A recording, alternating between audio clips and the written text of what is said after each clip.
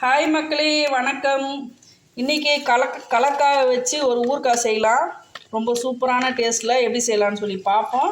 அதுக்கு முன்னே இதை பற்றி கொஞ்சம் தெரிஞ்சுக்கலாம். நாம் கலக்காய்னு சொல்லுவாங்க. இது பச்சையிலேயும் வரும், ரெட் கலர்லேயும் வருது. இப்போ நான் இது தோப்புலேருந்து பறிச்சுட்டு வந்தேன். நான் ஒரு 250 கிராம் தாங்க எடுத்திருக்கேன். நான் இதில் பார்த்திங்கன்னா விட்டமின் சி ரொம்ப அதிகமாக இருக்குது. நாம் 40-50 வயசுக்கு மேலே இருக்கிறவங்களாம் நாங்கள் பள்ளி பருவத்தில் இதை அதிகமாக சாப்பிட்ட ஒரு காயின்னு சொல்லலாம். ஸ்கூல் வாசலில் கலாக்காய் விற்காத ஸ்கூல் வாசலில் இருக்கவே இருக்காது. கண்டிப்பாக இதை நாங்கள் உப்பு வச்சு சாப்பிடுவோம். ரொம்பவே சூப்பராக இருக்கும். ஆனால் அதிகமாக புளிப்பாக இருக்கும்.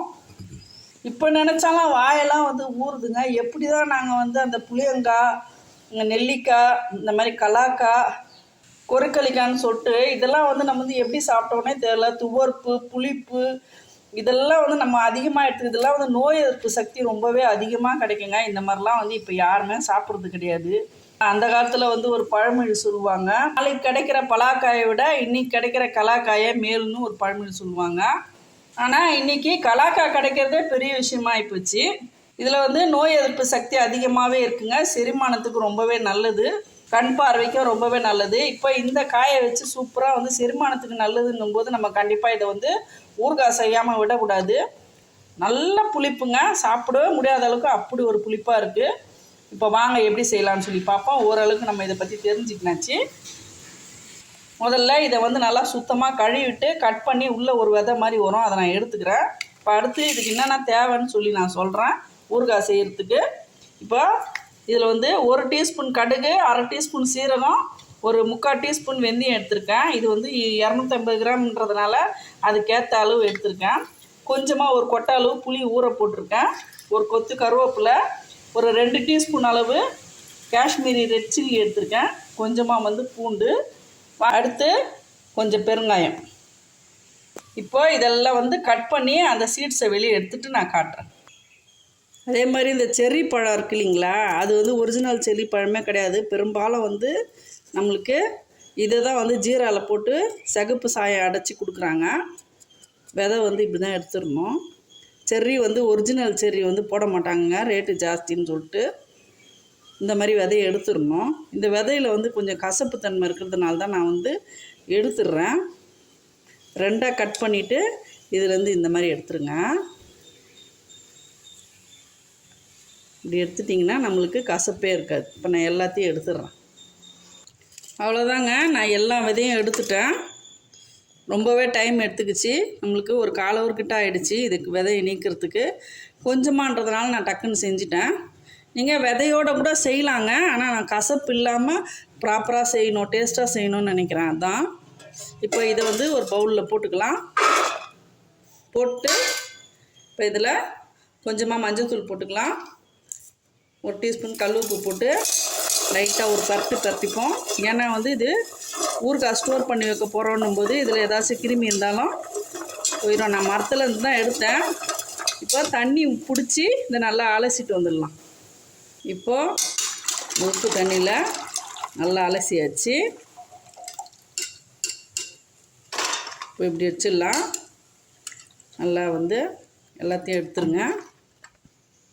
ஊறுகாய் செய்ய முடிஞ்சவங்க இந்த மாதிரி தொக்கா செய்யுங்க. இல்லைன்னா இதில் இன்னொரு வழியும் இருக்குது. இப்போ இந்த மாதிரி க்ளீன் பண்ணிவிட்டு நம்ம கல் உப்பு போட்டு நல்லா ஒரு 3 நாள் உப்பு தண்ணியில் ஊறிச்சினாலுமே அப்படியே எப்படி நெல்லிக்காய் நீர் நெல்லிக்காய் சாப்பிட்றோமோ அந்த மாதிரியே இது சாப்பிட்லாங்க. உப்பில் ஊறின பிறகு ரொம்பவே டேஸ்ட்டு சூப்பராக இருக்கும். அப்படியேவும் சாப்பிட்லாம். நான் இது ஊறுகாவாக தொக்கா எப்படி செய்யலான்னு சொல்லிட்டு உங்களுக்கு நான் செய்து காட்டுறேன். அதே மாதிரி இதில் நம்ம செர்ரி இனிப்பாக செர்ரி பழமும் செய்யலாம், டூப்ளிகேட் செர்ரி பழமும் செய்யலாம். அது இன்னொரு நாளைக்கு நான் செய்து காட்டுறேன். இப்போ இந்த புளியை கரைச்சி எடுத்துக்கலாம். அடுத்து ஒரு கடாயை வச்சுக்கலாம். கடாய் ஈரம் இல்லாத கடாயாக எடுத்துக்கோங்க. இப்போது இந்த கடுகு, வெந்தயம், சீரகம் 3த்தையும் இதில் போட்டுக்கலாம்.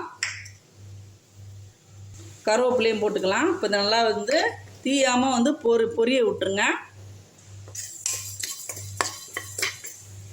வெந்தயம் கருகாமல் பார்த்துங்க, லைட்டாக பொன்னிறமாக ஆனால் போதும்.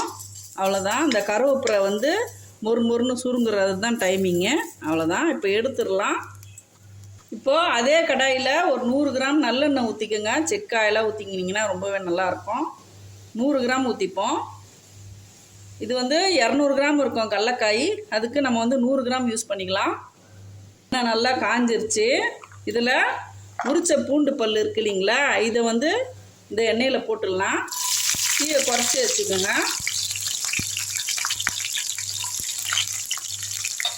இதிலே வந்து இந்த கடலக்காவையும் எடுத்து போட்டுருங்க, தண்ணி இல்லாமல்.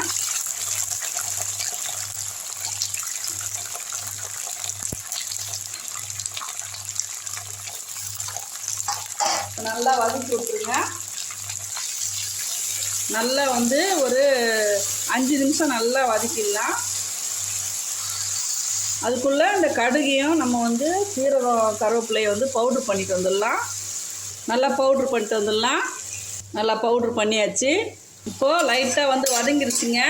இப்போ வந்து இதை வந்து அப்படியே வடித்து எடுத்துக்கலாம் ஒரு தட்டில்.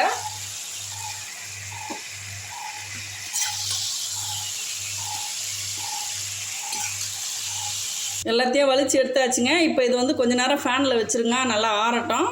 இப்போ அதே எண்ணெயில் கொஞ்சமாக வந்து கடுகு போட்டுங்க. கடுகு நல்லா பொரியட்டும். கடுகு நல்லா பொரிஞ்சிச்சு. இப்போ கருவேப்பிலை போட்டுங்க.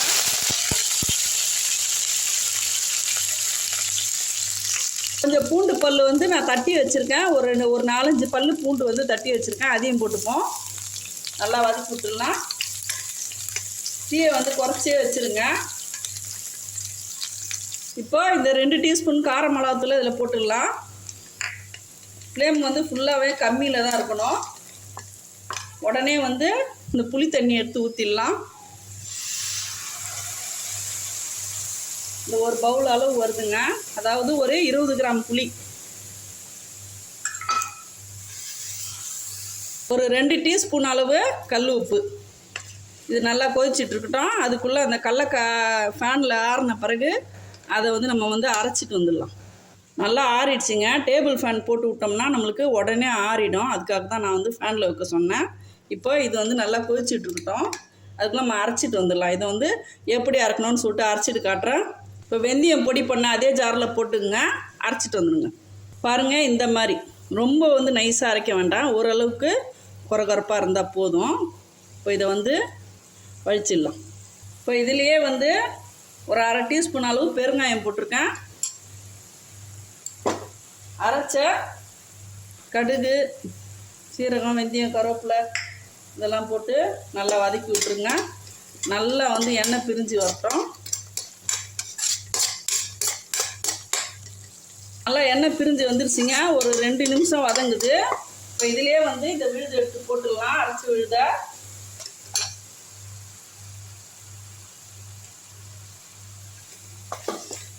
இது கடலக்காய் ஊறுக்காய் மாதிரியே இருக்காதுங்க. முக்கால்வாசி ஃபுல்லாகவே வந்து கடலக்காய் ஊறுக்காய் தான். ஆனால் வந்து பூண்டு ஊறுக்காய் டேஸ்ட்லேயே இருக்கும். கடலக்காய் ஊறுக்கான்னு சொல்லிட்டு யாரும் கண்டே பிடிக்க முடியாது, அந்தளவுக்கு இருக்கும். கொஞ்ச நேரம் நல்லா அப்படியே வதக்கி விட்டுருங்க. நீங்கள் கண்டிப்பாக கேட்பீங்க, கடலக்காய் ஊறுக்காயில் ஏன் இவ்வளோ பூண்டு போடுறீங்கன்னு. உங்களை ஊறுக்காய் சாப்பிட வைக்கிறதுக்காக நான் இந்த ஸ்டைலில் செய்வேங்க. நான் செய்கிற ஸ்டைலில் உங்களுக்கு நான் செய்து காட்டுறேன். டேஸ்ட்டு ரொம்பவே அமக்கலமாக இருக்குங்க. பூண்டு ஊறுக்காய் விரும்பாதவங்கள யாருமே இருக்க மாட்டாங்க. ஆனால் அதே ஸ்டைலில் நம்ம வந்து இந்த கடலக்காய் ஊறுக்காவை செய்யலாம். அதுக்காக தான் நான் இது செய்து காட்டுறேன். நல்லா வந்து எண்ணெய் பிரிஞ்சு வரட்டும். கொஞ்சம் நேரம் மூடி வச்சுருவோம். ஃப்ளேமை வந்து கொஞ்சம் கம்மி பண்ணி வச்சுருங்க. ஏன்னா ஏற்கனவே வந்து காயெல்லாம் நல்லா வதக்கியாச்சு, வேகிறதுக்கு ஒன்றும் இல்லை. ஆனால் எண்ணெய் பிரிஞ்சு வரணும், அதுக்காக தான். ஒரு 2 நிமிஷம் ஆயிடுச்சுங்க. வதக்கிடலாம். உள்ளே வந்து ஃப்ளேமை கம்மி பண்ணிவிடுங்க, அடி பிடிச்சிரும். உங்களுக்கு எண்ணெய் வந்து இன்னும் கொஞ்சம் தூக்கலாக வேணுன்னா கூட நீங்கள் ஊற்றிக்கலாங்க. நான் வந்து 100 எண்ணெய் தான் ஊற்றிருக்கேன். இன்னொரு 50 எண்ணெய் கூட நம்ம ஊற்றிக்கலாம். இப்போது ஊறுக்காயில் வந்து காரம் கரெக்டாக இருக்கா பார்ப்போம். அப்பா, கொஞ்சம் சூப்பராக இருக்குது. ஆனால் வந்து இன்னும் கொஞ்சம் தூக்கலாக மிளகாத்தூள் போட்டோம்னா ரொம்பவே டேஸ்ட் அருமையாக இருக்கும். நான் இன்னொரு 1/2 டீஸ்பூன் போடுறேன். ஒரு 1/2 டீஸ்பூன் அளவு போடுறேங்க. அப்போ இது வந்து அவ்வளோ புளிப்புங்க. இந்த கடலக்காய் வந்து அவ்வளோ புளிப்பு. வெறுமனே வந்து அவ்வளோ சாப்பிடவே முடியாது, அப்படி ஒரு புளிப்பாக இருக்கும். நான் இதில் இன்னும் கொஞ்சம் நல்லெண்ணெய் வந்து ஒரு 50 கிராம் அளவு ஊற்றுறேன். மொத்தம் 150 கிராம் ஊற்றிருக்கேங்க. இந்த எண்ணெயோட பச்சை வாசனை போட்டோம், நல்லா வதக்கி விட்டுடலாம்.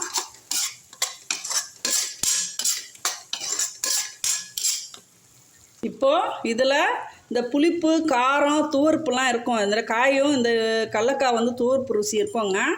இதில் இந்த இனிப்பும் வந்து சேரும்போது டேஸ்ட்டு ரொம்பவே அமக்கலமாக இருக்கும். நான் வந்து ஒரு 3/4 டீஸ்பூன் அளவு மண்டை வெல்லம் போட்டிருக்கேன். டேஸ்ட் அப்படி தூக்கி கொடுக்கோங்க, அருமையாக இருக்கும். நல்லா வதக்கி விட்டுருங்க. இப்போ இதை அப்படியே கூட நம்ம வந்து பயன்படுத்தலாம். நான் வந்து ஒரு 2-3 நாளைக்கு கூஜாவில் போட்டு என் வெயிலில் வச்சு எடுப்பேன். அவ்வளோதாங்க, கேஸ் ஆஃப் பண்ணிடலாம். அதிகபட்சம் நான் வந்து 5 நிமிஷம் வதக்கி விட்ருக்கேன் மொத்தமே சேர்த்து. இப்போ கேஸ் ஆஃப் பண்ணிடலாம். இது அப்படியே இருக்கட்டும். இப்போ நம்ம வெயிலில் வச்சு எடுக்கும்போது எண்ணெய் மட்டும் மேலே மிதக்கிட்டு இருக்கோம். நம்ம அப்படியே வந்து ஆறின பிறகு எடுத்து ஸ்டோர் பண்ணிடலாம். அதே மாதிரி புளி வந்து ஏன் சேர்க்குறீங்கன்னு கேட்பீங்க. புளி சேர்த்து இந்த ஸ்டைலில் செய்யும்போது நம்மளுக்கு வந்து குறைஞ்சபட்சம் 15 நாளைக்கு நீங்கள் வந்து வெளியே வச்சு நல்லா பயன்படுத்தலாம். ஃப்ரிட்ஜிலலாம் வைக்கணுன்னு அவசியமே இல்லை, கெடவே கெடாதுங்க. நான் கொஞ்சமாக தான் செஞ்சுருக்கேன். ஒரு 15 நாள் 20 நாளைக்கு தேவைப்பட்ட ஊறுகாய் செஞ்சுருக்கேன். இந்த மாதிரி அடிக்கடிக்கு நம்ம வந்து கொஞ்சமாக செஞ்சு பயன்படுத்தினோன்னா நம்ம பழைய ஊறுகாய்களை வந்து சாப்பிட்றத வந்து நம்ம கொஞ்சம் அவாய்ட் பண்ணிக்கலாம். முடிஞ்ச அளவுக்கு ரொம்ப ஸ்டாக்காக சாப்பிடாம அப்பப்போ ஃப்ரெஷ்ஷாக கொஞ்சம் கொஞ்சம் எந்த ஊறுகாய் செய்கிறதா இருந்தாலும் 100 கிராமுக்கு மேலே நீங்கள் செய்யாதீங்க. நெல்லிக்காய் ஊறுகாய் இருக்கட்டும், லெமனாக இருக்கட்டும், 100 கிராம் செஞ்சிங்கன்னா தாராளமாக 15-20 நாளைக்கு வரும். இப்போது நான் வெயிலில் வச்சுட்டேங்க. நல்லா இப்போ காலையில் வச்சுருக்கேன் 12 மணிக்கு. சாயந்தரம் வரல நல்லா வெயிலில் ஊறின பிறகு நான் பாட்டிலில் போட்டு எவ்வளோ ஊறுகாய் வந்துக்குதுன்னு காட்டுறேன். அவ்வளோதாங்க, 4 மணி நேரம் நல்லா வெயிலில் காஞ்சிருச்சு. எண்ணெய் வந்து தேங்கி மேலே வந்திருக்கு. இப்போ நான் இந்த மாதிரி வந்து ஒரு 3 நாளைக்கு வைப்பேன். இப்போ வந்து ஜாரில் போட்டுடலாம், எவ்வளோ வந்திருக்குன்னு பார்ப்போம். முடிஞ்ச அளவுக்கு கண்ணாடி பாட்டிலில் ஸ்டோர் பண்ணி வைங்க, அப்போ தான் வந்து ஊறுகாய் கெடாமல் இருக்கும். இப்போ இது வந்து எப்படியும் வந்து நம்மளுக்கு வந்து ஒரு 200 கிராம் பிடிக்கும்னு நினைக்கிறேன். நம்ம வந்து எவ்வளோ வந்திருக்குன்னு பார்க்கலாம். கரெக்டாக இருக்கும்னு நினைக்கிறேன். நல்லா வாசனையாக இருக்குங்க ஊறுகாய்.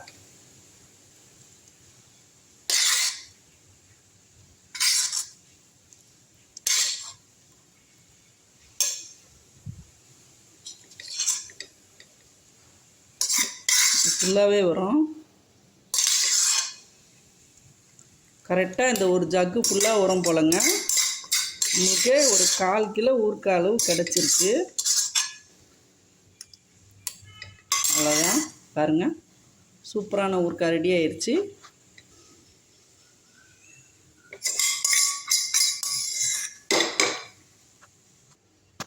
அவ்வளோதாங்க, ஒரு கூஜா நிறைய நம்மளுக்கு கிடச்சிருக்கு. ஊறுகாய் ஃபுல்லாகவே கிடச்சிருக்கு. தாராளமாக 15-20 நாள் நம்ம வந்து யூஸ் பண்ணலாம். நான் வந்து எல்லாரும் மாதிரியும் 6 மாதம் கெடாது 1 வருஷம் கெடாதுன்னு சொல்ல மாட்டேன். நான் வந்து கொஞ்சமாக செய்வேன், கொஞ்சமாக பயன்படுத்துவேன். நீங்களும் அதே ஸ்டைல்லையே நீங்கள் வந்து கொஞ்சமாக செய்து கொஞ்சமாக ஃப்ரெஷ்ஷாக வந்து எப்போவுமே சாப்பிட்டு, ரொம்ப கஷ்டமான விஷயம் இல்லைங்க. ஈஸியாகவே நம்ம வந்து ஒரு சமையல் பண்ணுறோமோ அதே மாதிரி தான் ஊறுகாவும் ஈஸியான முறையில் நம்ம செய்துடலாம். கலாக்காய் உங்களுக்கு ஏதாச்சுமா நிறைய கிடச்சிதுன்னா நீங்கள் உப்பில் ஊற போட்டு கொஞ்சம் கொஞ்சமாக தாளிச்சிக்கோங்க. கண்டிப்பாக இந்த வீடியோ உங்களுக்கு ரொம்ப பயனுள்ளதாக இருக்கும்னு நினைக்கிறேன். வீடியோ பிடிச்சிருந்தா லைக் பண்ணுங்கள், ஷேர் பண்ணுங்கள், சப்ஸ்கிரைப் பண்ண மறக்காதீங்க. தேங்க்யூ மக்களே.